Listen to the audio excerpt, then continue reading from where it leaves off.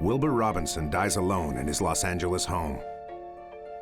He leaves behind $500,000 worth of property and a will that's not worth the paper it's written on. I knew that things were not right. You know, you trust people implicitly, and people can lie. The brazen theft of a valuable estate will cast new light on a family's mysterious past. A past that includes deception and murder. You have to have a death certificate in order to be dead. I mean, you know, where's the grave? And a mystery 50 years in the making.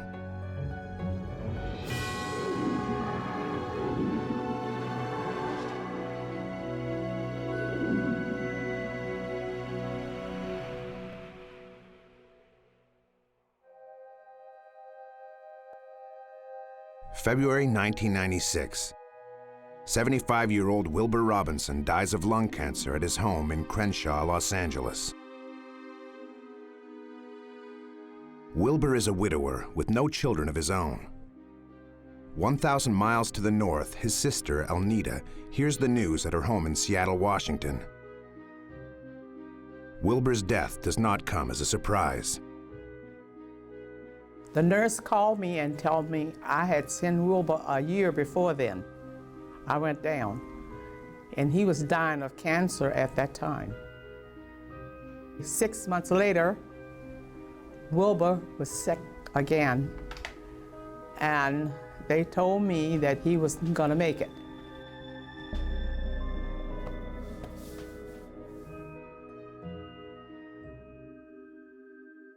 Wilbur and Elnita were born into a large family in the port town of Lake Charles, Louisiana. That was Wilda, James, Wilbur, and myself. I'm the fourth child. Walter, Joseph, Richard, Noble, and Rosemarie. There was 9 of us. As the years passed, the Robinson siblings were scattered across the United States. Over the years, they lost touch. But Elnita always stayed close to Wilbur, who after spending 25 years in the U.S. Navy, ended up in the Los Angeles neighborhood of Crenshaw. Wilbur was married twice, but never had any children of his own. At the time of his death, most of his brothers and sisters are also presumed dead. We thought there was just 2 people living. Joseph, who lived in Lake Charles, and me, who lived here in Seattle. Wilbur's one remaining brother, Joseph, is in poor health. So Elnita flies to LA to put Wilbur's affairs in order. She is shocked by the state of his home in Crenshaw. I considered a disaster. It was not cleaned, and he had cancer, and that odor was all over that house.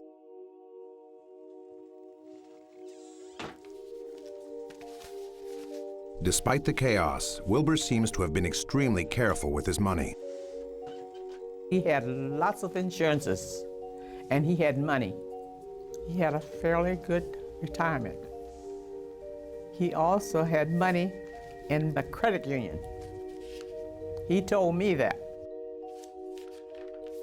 Since Wilbur's wife had already died, Elnita assumes the estate will be inherited by Wilbur's remaining siblings.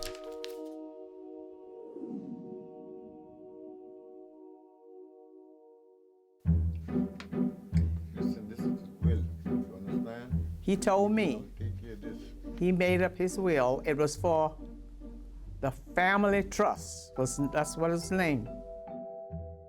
In a trust, a family member is usually given the power to distribute the estate to the heirs without going through expensive court proceedings. Gary Spicuzza is a specialist in estate planning.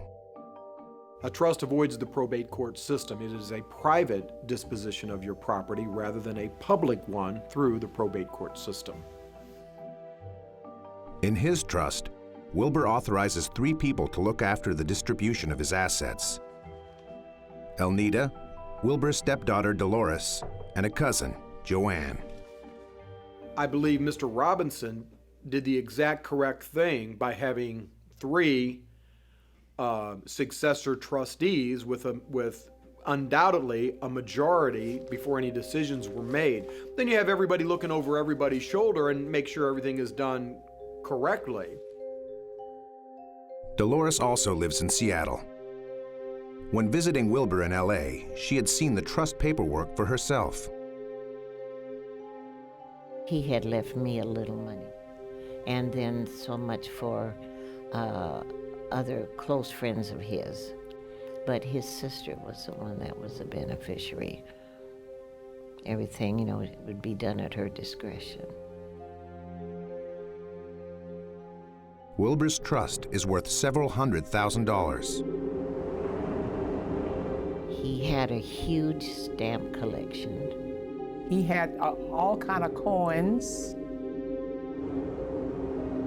He had a gun collection that, from what I understand, was something to see. He loved Lincoln Continentals, and that's what he had. Had a beautiful Lincoln Continental. He had lots of insurance that were payable on his death.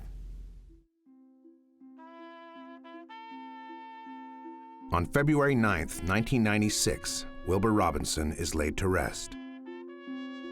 I made arrangements for his funeral.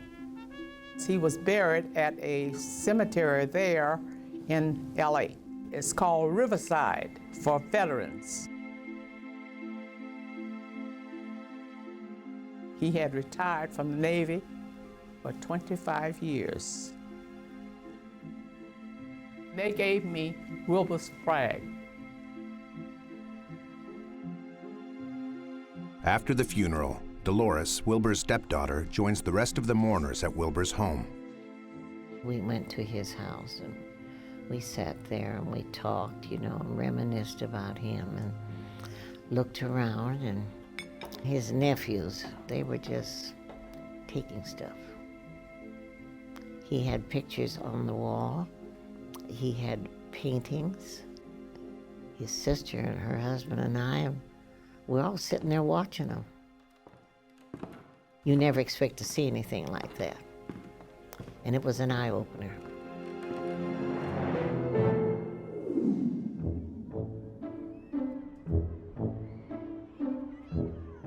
Husband, stepfather, and brother, Wilbur was a lively and eccentric presence in the Robinson family.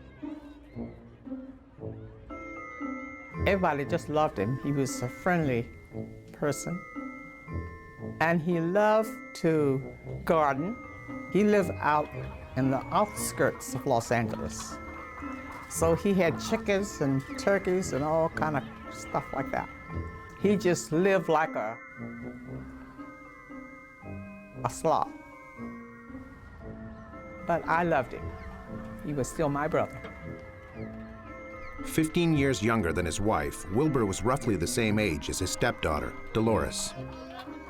I liked him. I thought he was very flamboyant, but he was a wonderful person.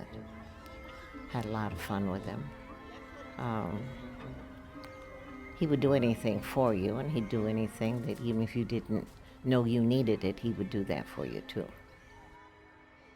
But like I told him, I said, as long as he made my mother happy, that is all that I cared about. At the age of 72, Wilbur's lifelong smoking habit caught up with him.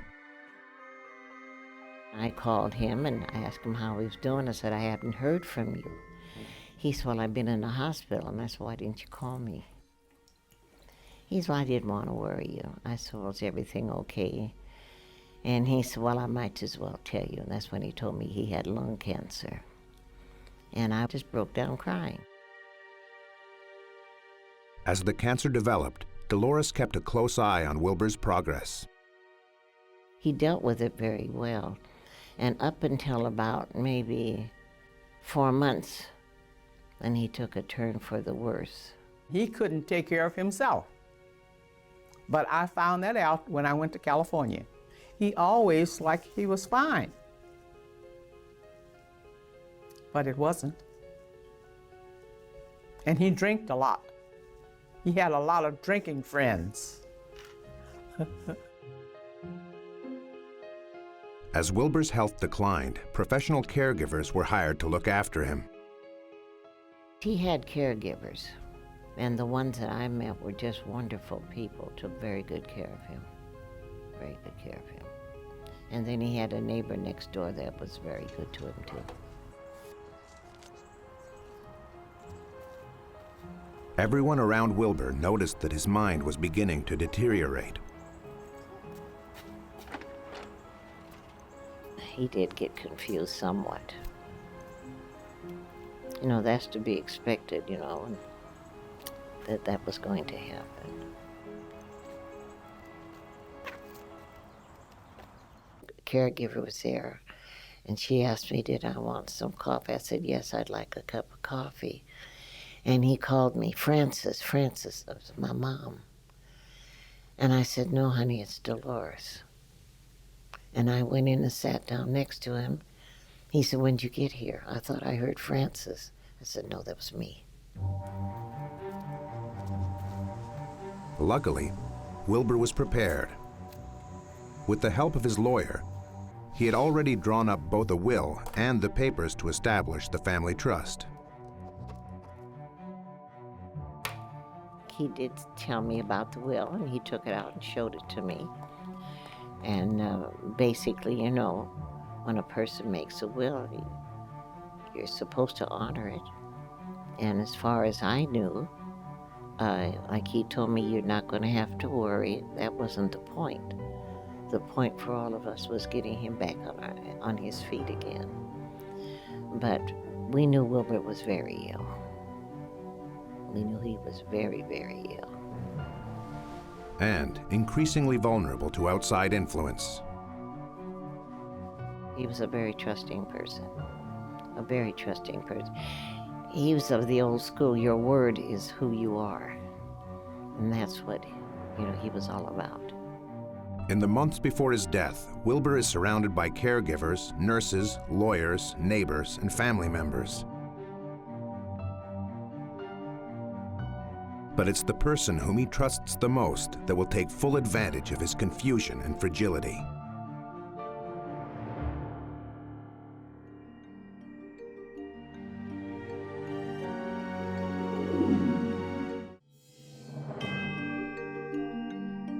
Navy veteran Wilbur Robinson leaves behind a surprisingly valuable estate, including his suburban home, antique collections, and a treasured Lincoln Continental.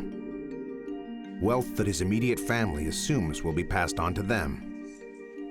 The Robinson Family Trust was set up by a Beverly Hills lawyer, Robert Cannon. Wilbur had been a client for several years. At the funeral, Robert Cannon clearly considers himself part of the family. But this feeling is far from reciprocal. Cannon come and got in the car that we were in, and we were not happy about it. Because when he came in and sat down, I wanted to say something, but, you know, I didn't want to start anything. But my son-in-law did tell him, and he got out and got into the first limo. I'll be very frank with you. I didn't like the man. I didn't trust him. There was something about him that wasn't right. People say I'm a pretty good judge of character.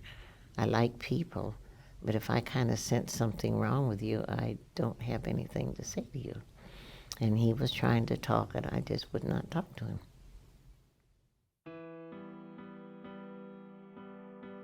By 1995, as Wilbur's health started deteriorating, the attorney began to exert more influence over his client's life, including his daily expenses. I told Wilbur I didn't trust this lawyer. He said, you don't know what you're talking about. You live in Washington, and I live in California. And that's the way he told me. I should tend to my own business. Well, Wilbur said he's a good man. He said, you know, he's been in the Navy. He's a real good man. But what can you say? I mean, he trusted the man, so there was nothing more for me to say. If I'm giving him the benefit of the doubt, I would say, well, look, his sister is elderly and in Washington State. She is not going to take care of him. The other brother is in Louisiana. He's not taking care of him. We don't know where anybody else is. Who is going to help this man financially? And, you know, it appears that maybe the guy, he must have done some good for him. He did manage his financial affairs. He did probably pay the bills on the house, make sure that taxes were paid, and medical bills and those kind of things. But that's what you would expect if you're a professional thief.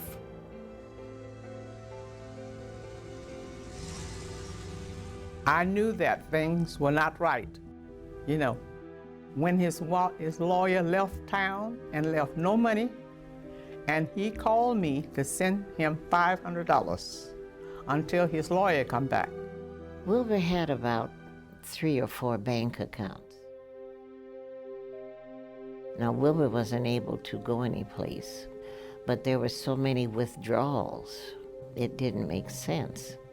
I was concerned about all the withdrawals that were on not just one, but all 3 of them. He'd just say, well, Cannon, he called him Cannon. He knows all about it. I even called the bank and asked them what happened. And they said, well, the lawyer, had come down and drawn out money for this or that.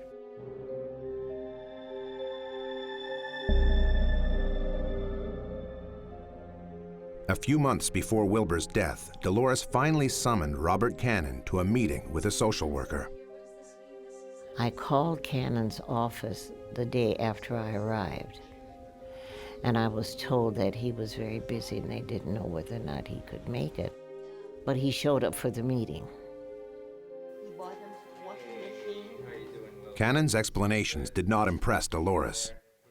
What he was saying about some of the answers he gave, it just didn't make sense to me. So then when it come my turn, I asked him why he went on a vacation and left him with no money. He said he left him money. I said, where was it? And he said, in the briefcase. And I asked Wilbur where the briefcase was, and he pointed it out to me. He opened it, and there was nothing in it. No money in there. There was nothing, just a big empty briefcase. As the family grew increasingly suspicious, Cannon reassured them that the estate would be properly handled after Wilbur's death. Cannon, after everybody left, was talking about him and explaining there was a trust, and that his sister Elnita was the main person, and that I was getting something too. I said, well, is that the will or the trust? And he said, well, it's a trust. Well, I was at my wit's end. I thought a will was a will. I thought the trust was something else. The difference is critical. A trust, unlike a will, allows for a trustee to handle the estate privately without the supervision of a judge. Dolores takes comfort in this, but not for long. A few days after the funeral, Elnita returns to Seattle. A package arrives at her home. She is shocked by its contents, legal documents stating that she is no longer one of Wilbur's trustees. Apparently, at the very end of his life, Wilbur had given Robert Cannon complete control over his estate. I just think he's a louse. He's nothing but a thief. That's what he is. That's what I think about him. Cannon had made himself the executor and had the power of attorney and everything. When someone is under duress, it's pretty easy to exert undue influence on them. Wilbur, I've been your attorney for 10, 15 years now. I'll make sure everything is done just the way it is. You want to do it. The only thing that's going to change with your trust is that I'm going to be your successor trustee, which means I'm handling everything. The family members are, in theory, still the beneficiaries of the trust. But as the sole trustee, Cannon legally has the power to sell off Wilbur's assets, a power that can be easily abused. The bottom line is, it is extremely suspicious when an attorney, an insurance agent, a stockbroker, a CPA injects themselves and makes themselves the successor trustee, because the trustee of a trust is all powerful. The family finds themselves powerless to intervene. Cannon has full control. But I imagine gradually, he'd go over there to check on the house because there was nobody in the house. And he had a key to the house. So I guess, he'd go over there. I'm assuming take what he wanted. Cannon even has access to Wilbur's locked safe. He had a key to that. Wilbur's stamp collection, which was very valuable. When you get into things like precious metals, that you just have gold bars or silver bars, antique gun collections, these are all very valuable things, but there's no title to it. Without title or legal proof of ownership, there is no proof of its value. So those types of assets, when you're talking about the total inventory value of the estate being $300,000 to $500,000, but a lot was antique gun collections and other types of assets, it's hard to value those things. So that makes something very easy for an unscrupulous successor trustee to be able to convert to cash for his own uses. Wilbur's house is promptly sold. His car, his furniture, and his antique collections all disappear. The proceeds of the sale should have been placed in the trust account, but were they? Now the question is, did he start stealing immediately? Well, yes, but you don't know that immediately. I mean, he gifted himself, I believe, an antique gun collection and a Lincoln Continental car and those kind of things. The attorney gifted that to himself. When you read the trust document, it's not going to say, hey, I'm giving something to attorney Robert Cannon. It's going to say, I'm gifting these things to the successor trustee. Elnita is frantic. She repeatedly tries to contact Robert Cannon. I wrote him many letters to tell him why wasn't he taking care of this trust, and he never returned them. Never. He never would call me. And I told him it was a crook, and he sure didn't answer them. Cannon seems to vanish into thin air. After several months and no response to her letters, Elnita hires another Los Angeles lawyer to investigate. He looked in this through all the papers I sent him. Elnita's attorney, Owen Brady, speaks to Cannon on the telephone. Cannon assures him that the estate will be accounted for and distributed. Brady writes numerous letters and even files a complaint with the State Bar of California, but to no avail. Elnita was right on top of this. She knew something was wrong within months. She hired Mr. Brady. But Mr. Brady goes on a letter writing campaign.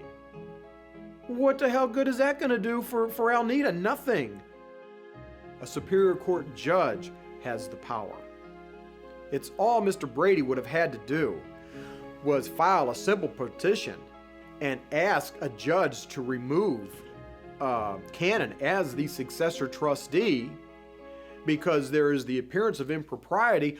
A judge is going to err on the side of caution. Brady does not take Elnita's case to court, saying that bringing a lawsuit against Cannon will be too expensive. But Spicuzza believes the trust documents should have been challenged in a court of law. When the maker of a document is under duress, if you got 2 months to live, you're under duress. And when someone is compelling you by way of undue influence and exploitation of the elderly, that makes them illegal. Sadly, Elnita's lawyer admits defeat without ever going to court. He told me that he was sorry after a year, but he couldn't help me because Cannon had taken everything. And I had paid him over $3,000. I think there's a lot of people learn from this. You trust people implicitly, and people can lie. Elnita, Dolores, and the rest of the family resign themselves to the fact that a $500,000 estate has been stolen from under their noses. But soon, Elnita will be given new hope of retrieving missing money and of finding long-lost family presumed dead. My friends told me that they believed that he was alive. And it was believing in my heart. I was hoping he was alive, you know?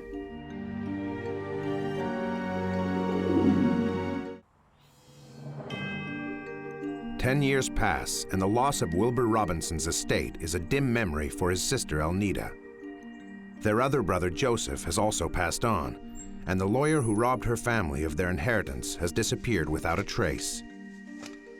But 2,500 miles away from Wilbur's final resting place, asset locator Margaret Galasso is working a new case, a case that will rewrite the history of the Robinson siblings. Her job is to track down the owners of unclaimed assets and money. Anywhere from checking accounts, savings accounts, stocks, bonds, that sort of thing. And I would locate the person, the funds, and then I would locate the individuals that are entitled to the funds. At her office in Spring Hill, Florida, Galasso comes across a so-called orphaned bank account that has not been used for several years. It contains almost $70,000. If she is successful in finding the owner, Galasso will get 10%. The account was under the name of, I think it was Robert C. Cannon, and it had Robinson Family Trust. I didn't have any clue of what was to come. Basically, I was just doing an average day, situation, and that was about the size of it. Galasso discovers she is not the first person to inquire about this account. The Comptroller's office has already received a claim from none other than Wilbur's long-lost lawyer, Robert Cannon. One of the people told me over there that he did try to access this money, and he sent in a claim for these funds, that he was not entitled to those funds. And so that's why he was denied those. Although Cannon was the trustee, he was not the official beneficiary. Galasso believes he did his best to get at the money. But he also lied on the forms because he didn't have the proper stuff. He was saying he was the owner. The rejected application immediately raises a red flag. Galasso attempts to reach Cannon, but that lead goes nowhere. Instead, she tracks down the last known address that's listed on the account. I ran down the P.O. box, and it came up with Wilbur Robinson's address in Los Angeles. Last known addresses are very important because you can also call neighbors. Sometimes neighbors are very helpful. And I happened to come across a neighbor who said, yes, well, the person died and they knew the person, but they also had told me that there was a sister. And they might have said that her name was Elnita or Renita. So I started looking for somebody like that in, Washington State, because that's where they said that they were from. And so it took me a while to try and get a phone number to call this individual. For Elnita, who believed that her brother's estate had been completely plundered, Margaret's call is a shock. And I said, well, I'm calling I'm a finder, asset locator, air finder. This is not some joke or some scam. This is for real. There's $60-something thousand here. And basically, she may be one of the heirs to the estate. Elnita can take comfort that a small part of her brother's last will was not tainted by theft or corruption. No, he didn't get that. I'm glad he didn't, It wasn't that much money. It was only $69,000, but that's better than nothing. But in order to access the money, Margaret needs to make a complete list of Wilbur's potential heirs. Since the death of her brother Joseph a few years earlier, Elnita believes she is Wilbur's only remaining sibling. In order for you to claim any of those funds, because you have to prove to the state who the heirs are to the estate. But then, when I got into this whole thing, some things didn't add up. I said, "Are you sure that all your brothers and sisters are dead?" Because she didn't have all of the death certificates.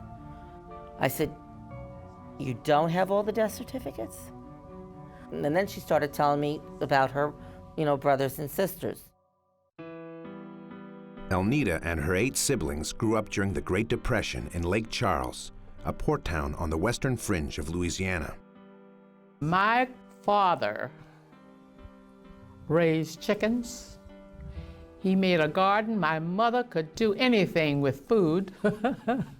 She was an excellent cook. She died young.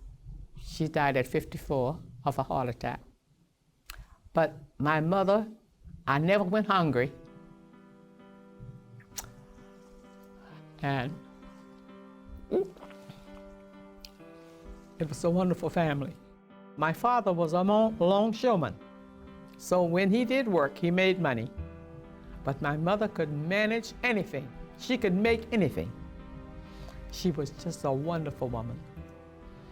I have a lot of her characteristics myself.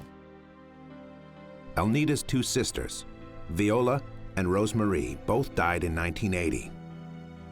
She had 6 brothers, James the oldest, Wilbur, Walter, Joseph, Noble, and finally Richard, the youngest. All of the brothers joined the armed forces. Wilbur was the first to sign up. Wilbur went into the Navy, and he went into the Navy when he was 16 years old. And my mother didn't even sign for him. But he had someone to sign, and that's how he went into the Navy.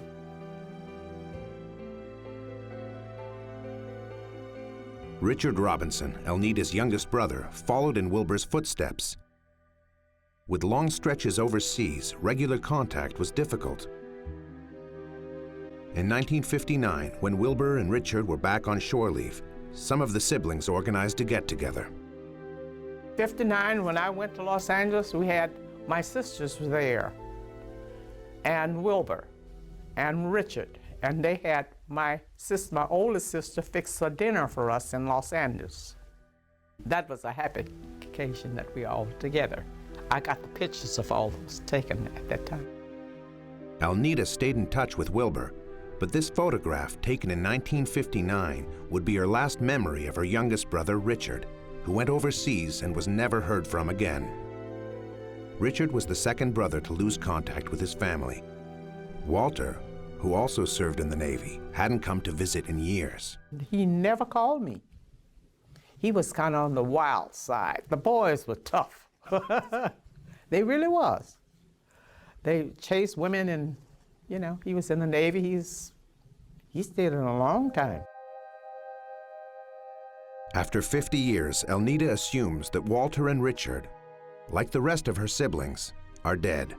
And indeed, through the legal proceedings, Margaret Galasso finds out that Walter and Richard were both declared legally dead in 1992. But a familiar name on the declaration raises a red flag. Both brothers were declared dead by Robert Cannon, Wilbur's lawyer. Galasso believes he wanted to transfer the deeds of their parents' home in Lake Charles. Cannon wanted to get his hands on the homestead that they had in Louisiana, and I think that was what was interesting to me, that he declared both of them legally dead, so that he could do a quick claim deed to the property. But I still had no evidence that Walter or Richard were dead, because I had no death certificates. You have to have a death certificate in order to be dead. I mean, where's the grave? Knowing that Cannon was involved in declaring them dead causes Elnita to have her own doubts. Could her 2 long-lost brothers still be alive? I was still concerned about Richard. That was my mother's heart. I had a friend that lived here in Seattle. She told me, "Elnita, he's alive." She said, "You're going to see him again." if you live long enough. How do you tell somebody that somebody was murdered?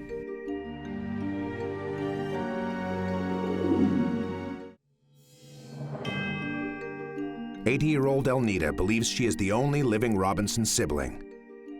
That is, until professional air finder Margaret Galasso contacts her about $70,000 that belonged to the plundered family trust. But to release the money, she needs to track down death certificates of two of Elnita's brothers, thought to be dead, Walter and Richard.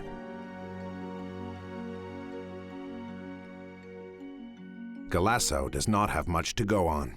And she said, well, the last time I saw Richard was somewhere around 1959. And as far as Walter was concerned, she says, God, I don't know where the heck he is. I don't have a clue. She says, all I know is that the last time I saw him, he came to my house and I gave him some money. But all I know is that he was living somewhere on an Indian reservation, somewhere in Yuma, Arizona, with a Native American woman. There may be possibly a son out there that I have no clue of who he is. So, I mean, if he's out there somewhere, I hope he contacts me, because I'd love to settle his part of the case. Instead of confirming they're dead, Galasso hopes she may end up proving the Robinson boys are alive. First of all, Elnita had given me birth dates, okay? I mean, I must have called hundreds of different Walter Robinsons in Yuma, Arizona. All right, and none of them checked out. But the birth year was wrong. I called the Indian Nation. That was my next step, because they all have census records and the rest of it. And I said, look, I'm looking for somebody named Walter Robinson, supposedly married to some lady who's a Native American Indian. They may or may not have a child or two, I don't know. Possibly a son, don't know. Nothing came up. Galasso checks Yuma's city records and contacts the coroner's office.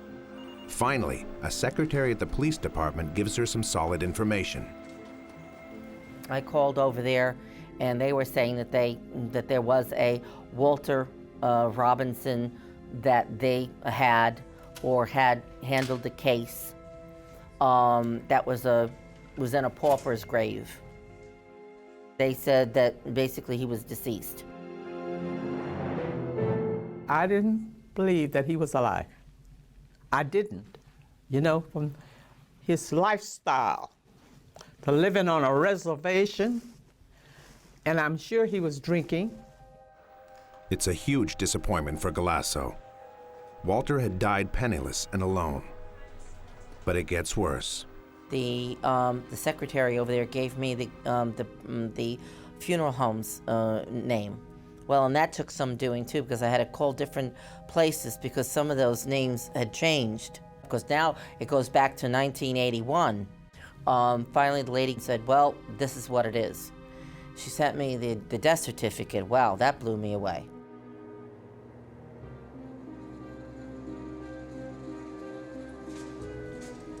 Because on the death certificate, it clearly states that it's a homicide. Where's my money? I need my money! I want my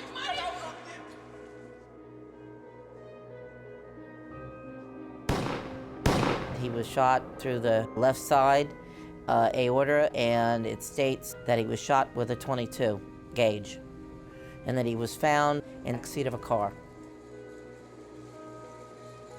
They did catch his murderer, that she was some lady by the name of Ruth Watkins, that they had some kind of an argument.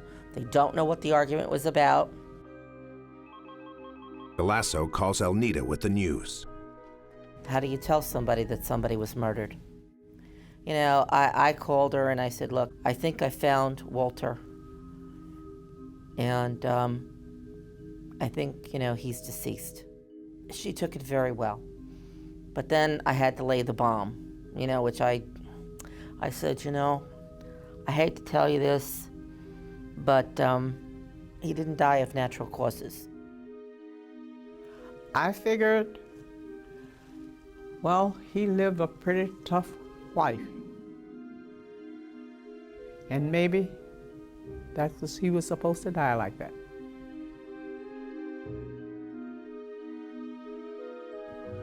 And the kind of life he lived, that could happen, you know? Elnita is still left with one hope, and it rests on her youngest brother, Richard. I was still concerned about Richard. That was my mother's heart. Richard and Rosemary, that's our last children. And she cared for those children. She loved them. In my heart, I was hoping he was alive. Margaret doggedly persists in her quest to discover what happened to Richard. In order to release Wilbur's account, she needs to find him, dead or alive. She had said to me that he, that he was in the Navy and that he lived in Long Beach at one time, and that's all I knew at that point. And I must have called hundreds of Robinsons, Richard Robinsons, all throughout, California and the rest of it.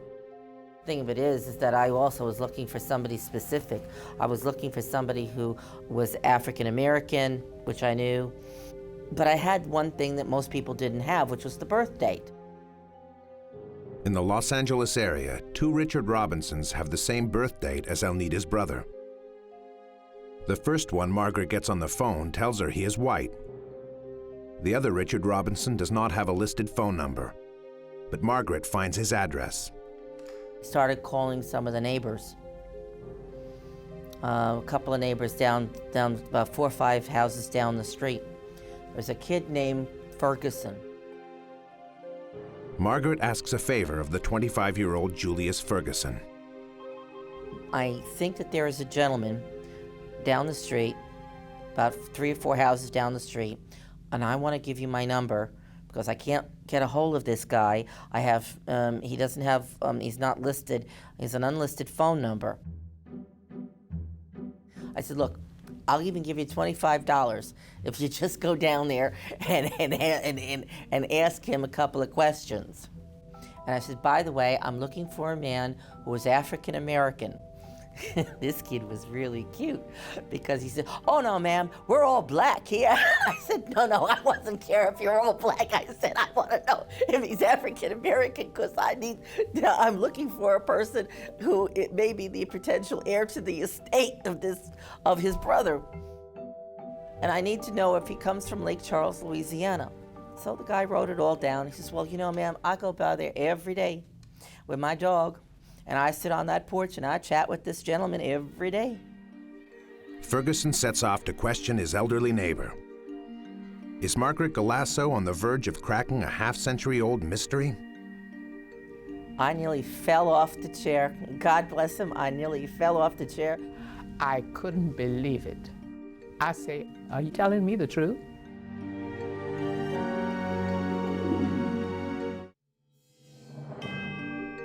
Most of Wilbur's Robinson estate has been plundered by an unscrupulous lawyer. To access the remaining money, Margaret Galasso needs to find 2 missing Robinson brothers, potential heirs to the estate.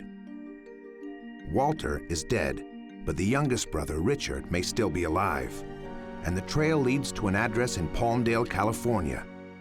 Margaret enlists a neighbor to investigate.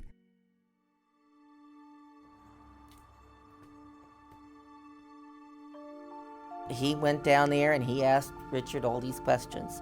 He says, are you from Lake Charles, Louisiana? Yes, Richard says, I'm from Lake Charles, Louisiana. And he says, you got a brother named Wilbur? Yes, ma'am, I got a brother named Wilbur. Margaret has finally tracked down Elnita's long-lost brother. They had some people down the street that lived for me. And they brought a slip of paper, told me to call this number. When I called her, she asked me, was I Richard Robinson? I told her, yes, I'm Richard Robinson. I said, okay, can you tell me where in Lake Charles, Louisiana are you from? What street did you live on? in Lake Charles, Louisiana. Well, I nearly fell off the chair. God bless him, I nearly fell off the chair when he told me Goose Boulevard. So she says, I'm so glad that I got a hold of you. She said, I'm gonna call your sister and you'll be able to talk to your sister. Richard immediately breaks the news to his wife. And within minutes, Margaret Galasso puts Elnita Robinson and her long-lost brother in communication through a conference call. She said, hello, is this Richard Robinson? Yes. And he said, hello, sis? I couldn't believe it. I say, you telling me the truth? He said, but do you think you're gonna have a heart attack? I said, I don't think so. I'm too old to have a heart attack. I couldn't believe that he was still here. You know? But in my heart, I was right. I was happy, you know? 47 years. There were 47 years I haven't seen my sister, 47 years. That's a long time for being away from her. I finally found her. And tears in my eyes. And I said, thank you, Lord. And we, just like a new day, like a new world, new people, that's it, yeah. Richard, the baby of the family, had been sorely missed. We all very close. I was very close to Anita. Then after she sent for me, she was like a mother to me. She took care of me like a mother. Richard was always just a sweet person, real sweet, a pushover for another woman. So why did he lose touch? The Navy took Richard a long way from the Robinson family. I left Seattle. I went back, my ship went back to Long Beach. Then after that, I traveled to the Philippines and all, and just lost my family. That's it. I just necessarily lost track of them. Over the years, Richard tried many times to reconnect with his family. He even had the Navy visit Elnita's former home to help track her down, without success. After the Navy couldn't find her, then I hired me a private investigator, which I knew they would try to find him, and he couldn't find him. So actually, I gave up. I was having too much fun in Long Beach, and to tell the truth about it, I just put my family down. And that's the worst thing I ever do, is put my family down. I should have found them. It's my fault. I should have found my family. 10 years after Wilbur's death, Elnita flies back to LA, this time to visit her baby brother. Had a grin on him like that. He looked the same. He did, because he was always a big man. He's 76 years old and he's going strong. The remains of Wilbur's family trust was split between Elnita, Richard, and a few of the nieces and nephews.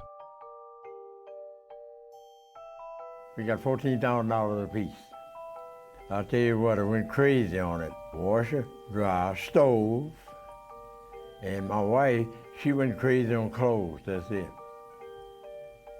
Not a dime left. The Robinsons were never able to reclaim the rest of the stolen money. But based on numerous complaints that related to other cases, Robert Cannon was eventually disbarred by the California State Bar in November 2000. No criminal charges were ever filed, and he appears to have vanished without a trace.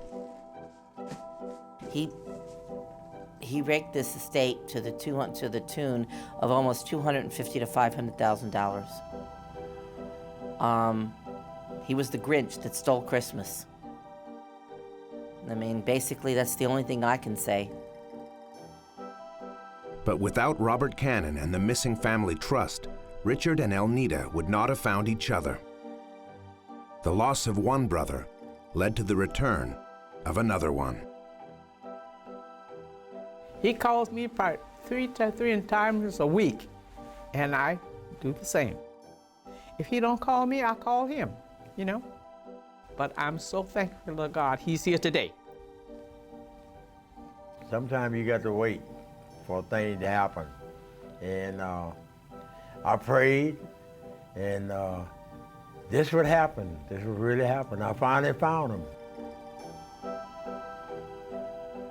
And I was a happy man, yeah. We stuck together now. We unseparated. That's it. Mm-hmm.